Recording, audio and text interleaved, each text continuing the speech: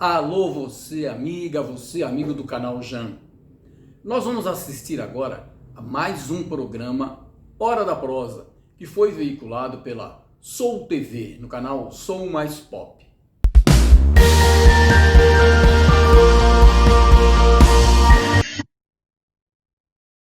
Olá, telespectadores e telespectadoras do nosso programa Hora da Prosa. Estamos aqui mais uma vez trazendo uma convidada que vai falar conosco sobre alguns assuntos. Primeiro deles, vamos tratar do Estatuto da Criança e do Adolescente, uma vez que ela é conselheira tutelar. Ela é a Rosilei Mantovani, que é jornalista de formação, mestre em educação, tem uma experiência profissional aí que passa pela universidade, pelo serviço público, enfim, e culmina nessa nova atividade como conselheira. Rosilei Mantovani, se apresente aqui para o nosso público. Bom dia a todas e todos.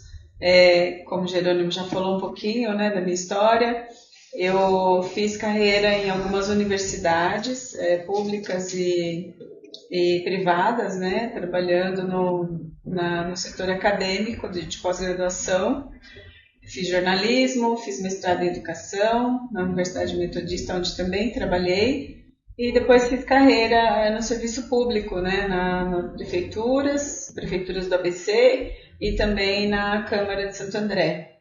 E o ano passado resolvi fazer a seleção para o Conselho Tutelar e estou no meu primeiro mandato a partir desse ano. Muito bem, Rosilei. Esse ano muita gente tem que falar sobre o Estatuto da Criança e do Adolescente. O ECA tem 30 anos? 34. 34 anos. 34. 34 anos. Rosilei, eu gostaria que você falasse um pouco aqui para os nossos telespectadores, nossos internautas, o que significou a publicação desse livro, o Estatuto da Criança e do Adolescente, que tem várias edições já, mais de 34 anos, como você acabou de dizer. O que isso significou para a vida de crianças e adolescentes, o relacionamento com os adultos? Em que isso ajuda? Então, o Estatuto, quando ele foi lançado, né, 34 anos é bastante tempo, e também a gente teve toda uma mudança social nesse período, mas quando ele foi lançado, ele foi muito importante para garantir alguns direitos das crianças e dos adolescentes, como o trabalho infantil, violência doméstica ou violência fora de casa, várias questões que não tinham um direcionamento, não tinham uma legislação. Então, ele foi muito importante, ainda é muito importante. Agora nós tivemos, infelizmente, né, mais recentemente, o caso do Henri Borel, que foi uma criança que sofreu bastante na mão da família, né, do padrasto, e foi incluído no ECA a lei Henri Borel, porque é uma lei também que ela afasta a criança do agressor, do violador, né? Então, isso foi muito importante.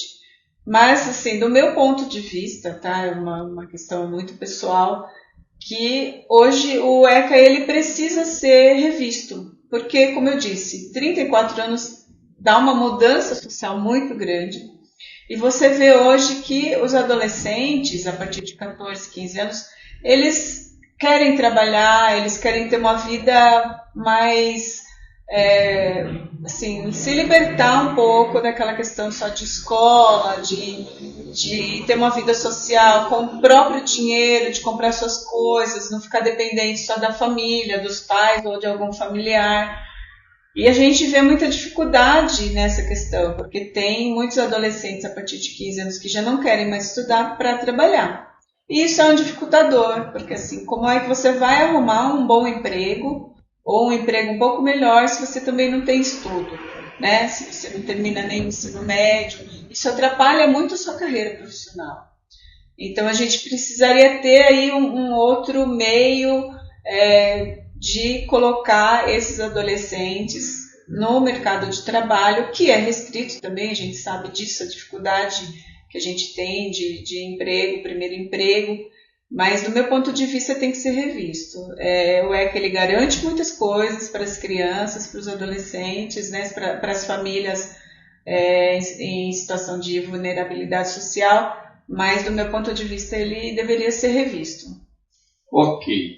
Nessa questão do emprego, Rosilei, eu tenho uma preocupação muito grande quando a gente defende possibilidade de trabalho para o adolescente, porque eu tenho uma trajetória profissional trabalhando em diversos tipos de empresas de mais de 50 anos.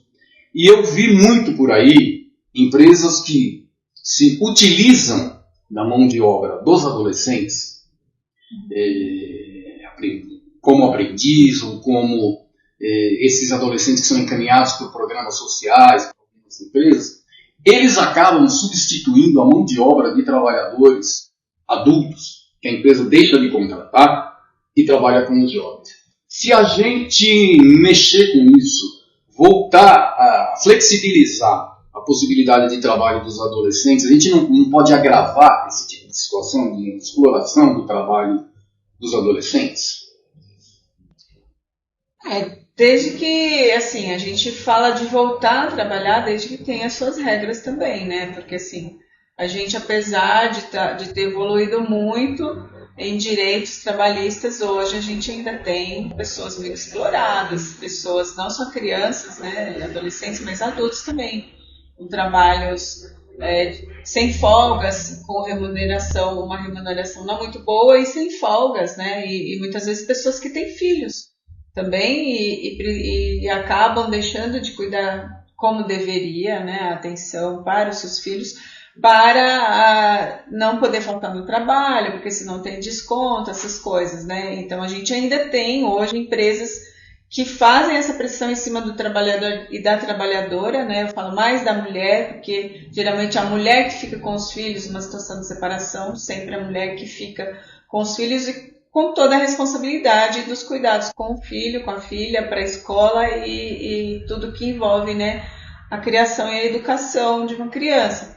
Mas assim, a gente ainda tem um mercado de trabalho explorador em algumas posições, né, em algumas profissões, mas assim, eu entendo o que você fala, Jerônimo, porque assim, nós também temos hoje uma sociedade que só vive em função do dinheiro, né? Eu acho que aí vou entrar numa outra seara que é a rede social, que influencia muito a criança e o adolescente, então ele acha que tudo que ele vê ali na rede social vai acontecer com ele, que ele vai ficar rico, que ele vai ser um youtuber, que ele vai ser isso, que vai ser um influencer, né, um influenciador e vai ganhar muito dinheiro. Então, na verdade, não é isso, né? A gente vê que para chegar para ser um influenciador da rede social, tem poucas pessoas que conseguem sobreviver com isso, mas a rede social ela tem influenciado muito os adolescentes, porque eles acham que eles têm que ter as coisas. Não estão errados, né? Estão corretos, mas assim, o mercado de trabalho para eles é restrito e também as pessoas mais velhas que estão trabalhando, às vezes já aposentadas, continuam trabalhando, ela também vem essa questão do financeiro, porque a nossa situação econômica não é tão boa, né? Não dá muitas vezes para viver só com a aposentadoria, dependendo do quanto a pessoa recebe.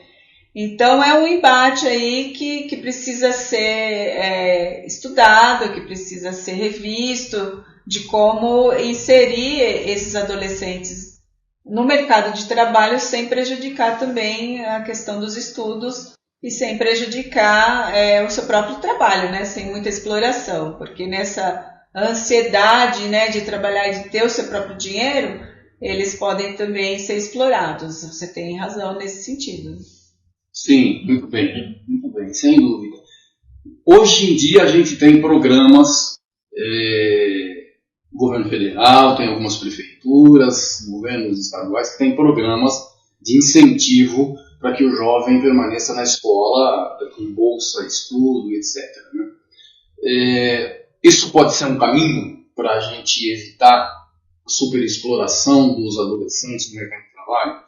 O que me parece é que esses programas ainda são muito pequenos diante da quantidade de jovens que precisariam conseguir algum tipo de rendimento para se manter na sociedade atual. E eu vou além, né? Não é só que é pouco, né? Que são poucas as oportunidades, mas assim, a questão do ensino médio, principalmente, vou falar do ensino médio, né? Das escolas estaduais, ele é tão desinteressante que nem essa ajuda eles não querem. Não é chamativo, entendeu? Quer dizer, eu vou o mês inteiro para a escola, que para eles já não é um local mais bacana, né? Não é interessante para a escola, não é chamativo, e para ganhar só R$200. Então, assim, eles preferem deixar de ir para a escola e ficar num trabalho que eles possam fazer à noite ou mesmo durante o dia, e que eles ganhem muito mais, R$1.500, R$2.000. Então, assim, o que eu tenho visto, o que nós temos visto hoje em dia é isso. Nós temos a questão de abandono mesmo da escola, de adolescentes de 16, 17 anos, porque eles querem trabalhar, eles não querem mais estudar. Por quê? Porque a escola ela não é mais um ambiente que chama atenção. Eu digo a escola já para os maiores, né? Sim. Do ensino médio. Não é um ambiente chamativo, não desperta o conhecimento, a questão não é atrativa mais. Então, tem muitos adolescentes que realmente não querem mais estudar, vão em busca do trabalho, porque eles querem já começar a ter, como eles dizem, quero ter minhas coisas, né? Então eles querem ter as coisas deles. E a gente até entende porque nós somos de uma geração que começamos a trabalhar com 12, 13 anos, então assim, com 20 a gente já tinha meio que uma carreirinha ali, né? Começando a carreira profissional. Então, com 20 anos você já tinha um trabalho um pouco mais estável, né? E é isso que eles querem hoje também, mas isso por conta que a escola não é mais atrativa para essa faixa de idade, entendeu? Nós temos aí também duas situações diferentes dos jovens da sociedade atual. Nós temos um grupo, que não é muito grande, que tem suas necessidades satisfeitas pela família. Sim. São jovens que, com 18 anos de idade, que vão para a universidade, que estudam durante o dia, que não precisam ir trabalhar naquele momento, ainda que vão trabalhar depois de formados, e que há uma tendência de que sejam muito melhor realizados no mercado de trabalho. Isso é uma realidade. E a outra é dos jovens adolescentes que a família não consegue proporcionar-lhes as suas coisas, não é? E eles então vão por esse caminho. Mas você, como conselheira tutelar, Rosilei, hoje em dia, quais são os tipos de problemas que vocês são acionados? O que chega nos conselhos tutelares hoje de problemas com crianças, adolescentes? O que mais? Onde vocês são chamados a intervir? Bom, as principais demandas que chegam para a gente são na área da educação, essa área que nós falamos agora, tanto da baixa frequência quanto da evasão escolar. A baixa frequência das crianças um pouco menores, né? Por uma série de motivos que eu posso relatar aqui, e dos maiores, que é essa questão que eu falei, que aí já é mais evasão, não é tanto baixa frequência, é mais evasão. Tem a questão das violências, né? A gente tem a violência psicológica, a violência doméstica, a violência com a própria criança, que aí é a violência física, psicológica e violência sexual, em alguns casos, né? Que também são vários tipos de violência, a violência sexual, né? Então, são essas as denúncias, os casos que chegam para a gente. E em muitos casos, né, já vou entrar um pouquinho no assunto, em muitos casos a gente consegue ajudar as famílias, ajudar a criança, né? Mas em alguns casos não, porque eu falo que tem famílias que elas vivem uma coisa cíclica e tem muita dificuldade de sair, né? Porque já vem vivendo isso né, com os pais, com os avós, mas eu diria que 90% pelo menos dos casos que eu atendi, nós conseguimos, como conselho tutelar, nós conseguimos ajudar, como conselho tutelar e rede, né? A rede envolve a educação, a saúde e a assistência social. Então, muitas vezes a gente consegue ajudar, sim, tanto a família quanto a criança para ela sair daquele ciclo que ela está de violência ou de não frequência da escola. Mas tudo isso envolve muita coisa, às vezes o emprego, né? O emprego ou a falta de emprego dos pais, a questão econômica, a questão psicológica. Nós temos muitas mães com problemas psicológicos ou pela separação ou pela questão a questão econômica que não dá conta, né, de manter a família, e tudo isso a gente busca ajudar todas as famílias. Muito bem. Como que uma pessoa se torna conselheira tutelar? Bom, para o Conselho Tutelar aqui em Santo André é publicado um edital com todas as regras, todas as normas. A pessoa que quer ser conselheira tutelar, ela tem que ter uma experiência já com criança e adolescente de pelo menos 2 anos em alguma entidade, ou remunerada ou não remunerada, né, ou voluntária. Faça uma prova, né, tem um processo seletivo com prova, porque tem cidade que não tem a prova, e depois também é eletivo. Então, assim, os conselheiros e conselheiras são eleitos pela comunidade da região onde ele mora. Então, tem a eleição também, e aí os 5 mais votados de cada região são os titulares, e depois tem uma lista de suplência. E é sempre 1 ano antes da eleição municipal, né? Da eleição para vereador e vereadora, é 1 ano antes da eleição. Por exemplo, esse ano é ano de eleição municipal, o processo seletivo foi no ano passado. Então, a próxima eleição agora é só daqui a mais 3 anos, né? Esse ano é mais... No nosso 4º ano de mandato, tem-se a nova eleição para a gestão seguinte. Na última eleição do Conselho Tutelar, eu vi muitas queixas em algumas cidades, reclamações, reportagens de alguns lugares, as pessoas reclamando da maneira como o poder público e partidos políticos, candidatos, interviram, melhor dizendo, no processo eleitoral, patrocinando algumas candidaturas, financiando, dando estrutura para que alguns... Como é que você vê isso? Isso não atrapalha, não causa um clima ruim entre os conselheiros tutelares eleitos num processo como esse e a sociedade?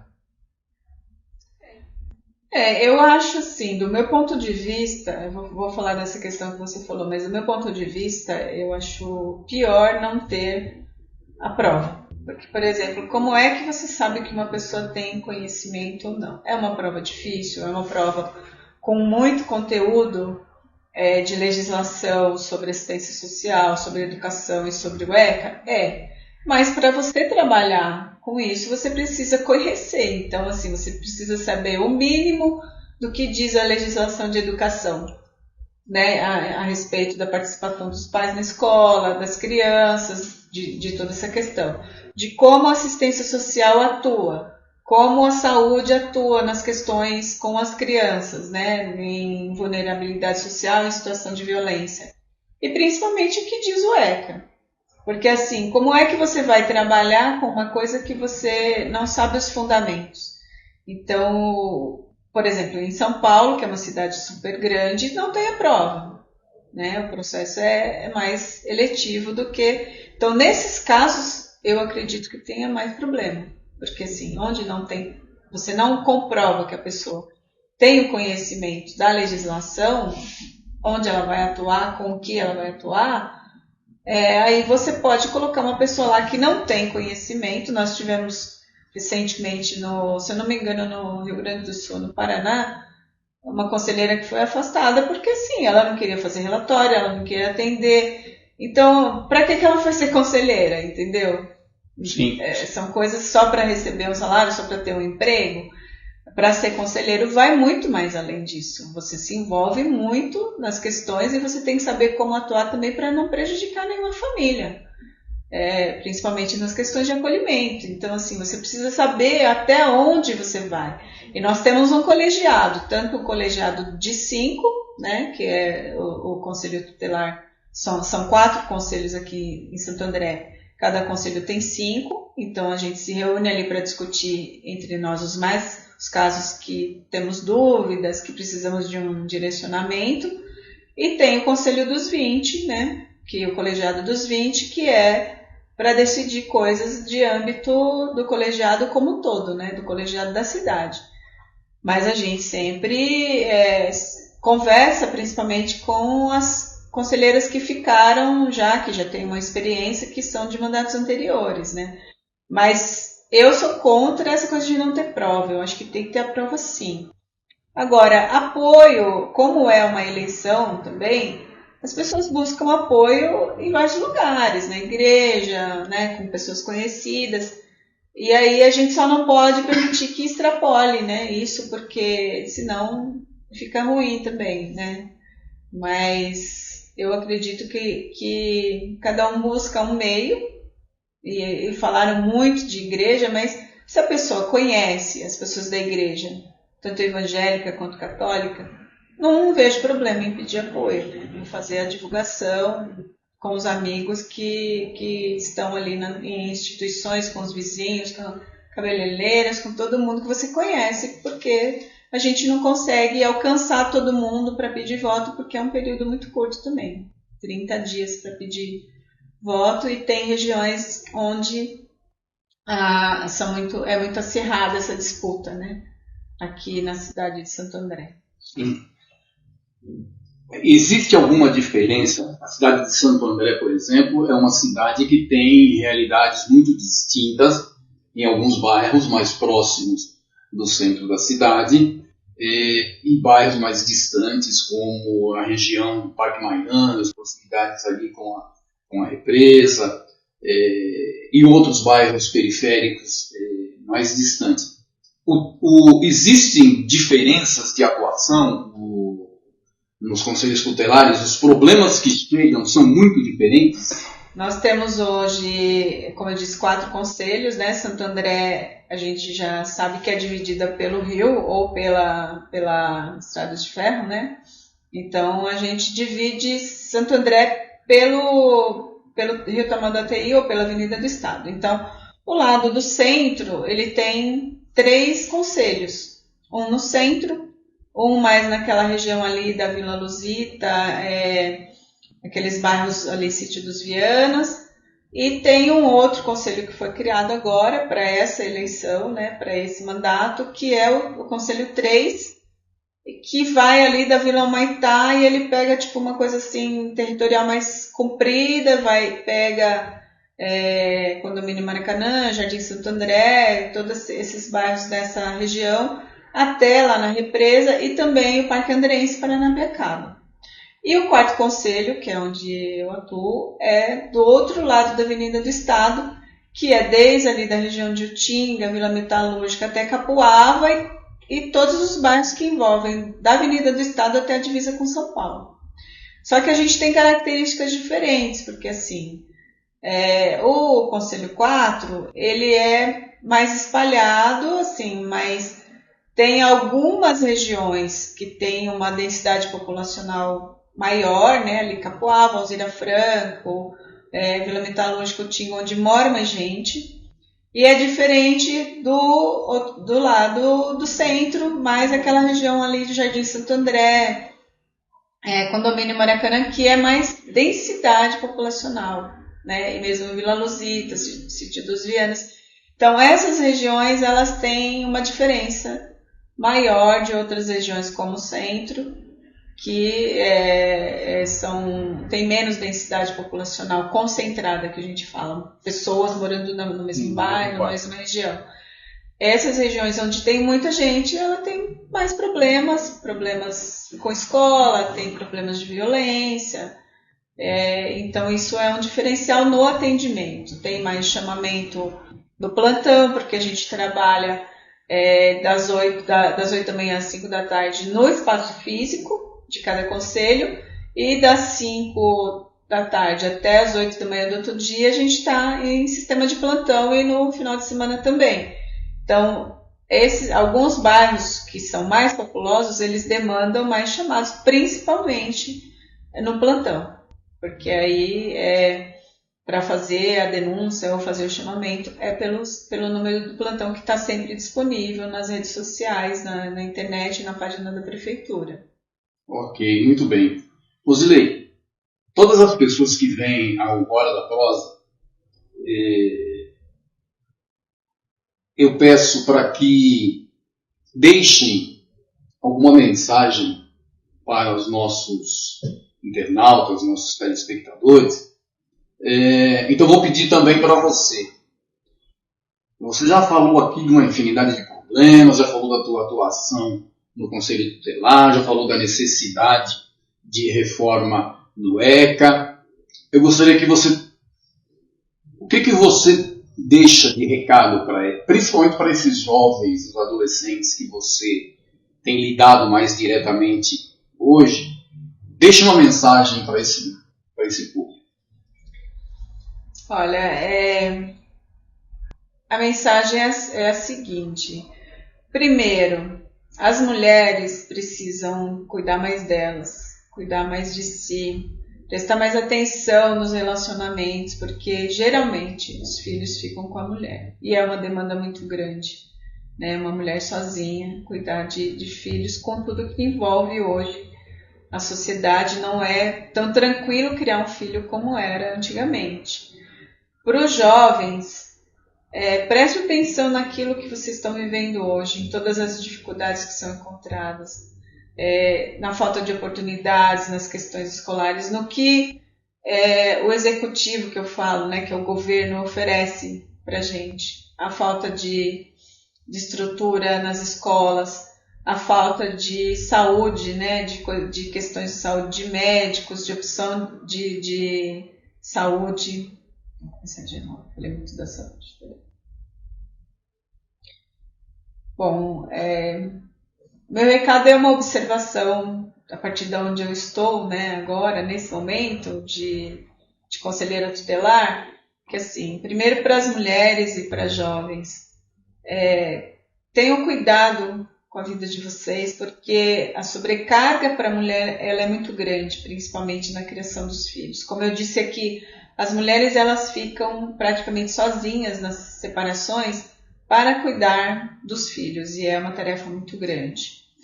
E para a juventude, observe o que vocês vivem hoje. Como é a falta de estrutura na escola, o que vocês não têm de atrativo na escola, não tem opção de lazer na cidade para a juventude. Não tem saúde, tratamentos psicológicos para as pessoas que precisam, principalmente alguns jovens que procuram, que querem ter uma terapia, conversar com um psicólogo, não tem. E também para os adultos, né? Para as mulheres adultas, para as mães que muitas vezes precisam também, as pessoas às vezes desenvolvem algumas questões emocionais e precisam de ajuda psicológica e não tem. Então observem isso e lutem para a melhoria dessas coisas.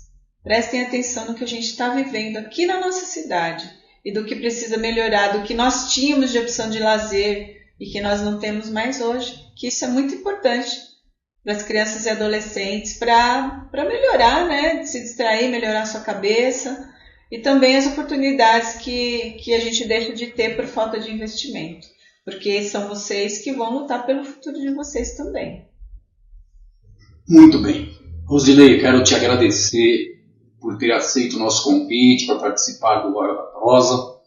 Você nos apresentou aqui problemas muito sérios, preocupações com a vida da adolescência, da juventude, de uma maneira geral, e de toda a sociedade. Nós ficamos muito gratos pela sua participação. Eu acredito que você seja convidada mais vezes para a gente continuar conversando, porque esse assunto não se esgota aqui, não é? Então, sim, Rosilei,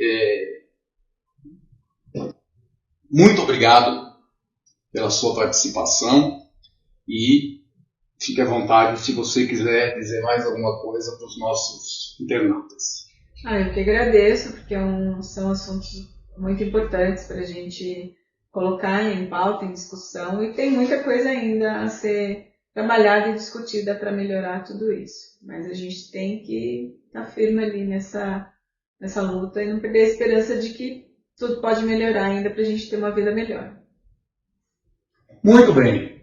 O Hora da Prosa de hoje fica por aqui, agradecendo mais uma vez a participação da Rosilei Mantovani no nosso programa. Certamente a gente vai voltar a falar sobre todas essas coisas em algum momento, Rosilei. Muito obrigado a você que nos acompanhou até aqui. Muito obrigado e até o próximo Hora da Prosa.